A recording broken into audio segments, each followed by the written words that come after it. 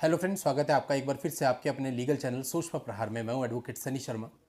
दोस्तों, आज की इस वीडियो में मैं आपको बताने वाला हूं कि 498 का केस जो होता है उसमें आपको कब कब जेल हो सकती है। यानी कि कहने का मतलब यह है कि अधिकतर सुनने में आता है, देखने में आता है कि 498 के अधिकतर केसेज में किसी प्रकार की कोई जेल नहीं होती, या फिर अगर मुकदमा भी चलता है तो आखिरी में एक्विटल हो जाता है, मतलब दोष मुक्त कर दिया जाता है।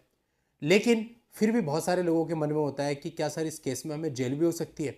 तो आज मैं आपको वो सारी कंडीशंस बताने वाला हूं जिनमें आपको जेल हो सकती है, या आप कह दें जिनमें आपको केयरफुल रहना है।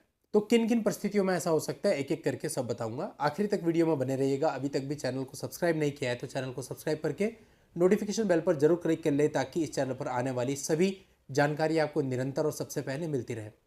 देखिए दोस्तों, पहली कंडीशन ये होती है कि 498A में अगर कोई ऐसी धारा लगी है जैसे कि 313, 307, 354 या 376, तो ऐसी परिस्थिति में इन धाराओं के अंतर्गत आपको गिरफ्तार किया जा सकता है।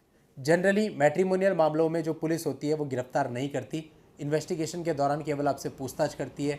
लेकिन बहुत सारी बार ऐसे होता है कि लड़की वाले दबाव बनाते हैं पुलिस के ऊपर कि इनकी गिरफ्तारी की जाए, या किसी और प्रकार का प्रेशर बनवा देते हैं।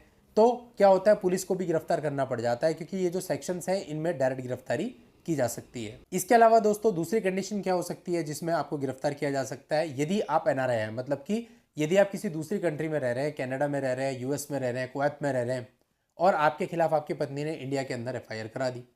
आपको पता चलता है, आप काउंसलिंग में नहीं आते, आपकी एफआईआर हो जाती है, एफआईआर में आपको बुलाया जाता है कि इन्वेस्टिगेशन में आइए, आप नहीं आते।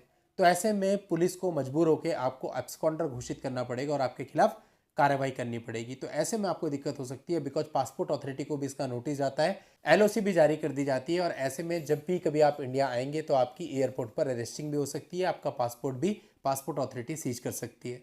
तीसरी कंडीशन गिरफ्तारी की हो सकती है कि यदि मामला चार्जशीट के बाद कोर्ट में आ चुका है, अपियरेंस पे फाइल लगी है, आप अपियर नहीं होते ना तो बेल लेते हैं, और आपके बेलेबल वारंट इशू हो जाते हैं, उसके बाद भी आप अपियर नहीं होते ना तो बेल लेते हैं, उसके बाद आपके नॉन बेलेबल वारंट इशू हो जाते हैं, पुलिस आपके घर आकर के आपको अरेस्ट कर सकती है, और फिर उसके बाद आप जब बेल ले लेंगे उसके बाद ही आपको छोड़ा जाएगा। तो ये भी परिस्थिति बन सकती है। इसके अलावा दोस्तों, कई बार होता है कि सब कुछ अच्छा होता है, केस अच्छा होता है और आपके फेवर का होता है, आपके पास एविडेंस भी होते हैं, लेकिन केस को अच्छे तरीके से लड़ा नहीं जाता। यानी कि अच्छे आर्ग्यूमेंट नहीं है, अच्छे क्रॉस क्वेश्चनिंग में कुछ निकाला गया नहीं है, या अपने ही हैंड से कोई मिस्टेक हो गई है केस में। ऐसा मामला एक मेरे पास आया था जिस पर मैंने वीडियो भी बनाया था। लड़के का कहना था कि 100% झूठा मामला है, एक भी चीज़ सही लिखी हुई नहीं है, एफआईआर में कोई ग्रेविटी नहीं है, लेकिन लड़के को 498 के अंतर्गत सजा हो गई उस मामले में। अभी अपील उसकी डली हुई है, लड़का बेल पर है। तो ऐसा भी हो जाता है कि कई बार अपनी ही गलतियों की वजह से, अपनी ही कमियों की वजह से लास्ट में आपको कन्विक्शन हो जाता है, यानी कि जेल जाना पड़ जाता है। इसके विपरीत यदि आपकी एफआईआर है, उसमें माइल्ड सेक्शन है, जैसे कि 498 है, 323, 504, 506 या डीपी एक्ट, तो ऐसी धाराओं के अंतर्गत आपकी गिरफ्तारी नहीं होती है। हाँ, आपको थोड़ा डराया धमकाया जरूर जा सकता है लड़की वालों के द्वारा या उनके द्वारा मैनेज करवा करके, लेकिन एक्चुअल बात यह है कि इन धाराओं के अंतर्गत आपकी गिरफ्तारी नहीं बनती है। तो किसी भी चीज़ के दो पहलू होते हैं, हमें दोनों को ही समझना चाहिए। एक पहलू तो यह है कि भाई 498 है, आज के समय पे कुछ नहीं होता। मैक्सिमम केसेज ऐसे होते हैं जिनमें 498 की झूठी एफआईआर दर्ज कराई जाती है। तो जहां पर फॉल्स तथ्यों के आधार पर आपके ऊपर मामला दर्ज कराया जाता है, वहां पे आपका कुछ बिगड़ता नहीं है।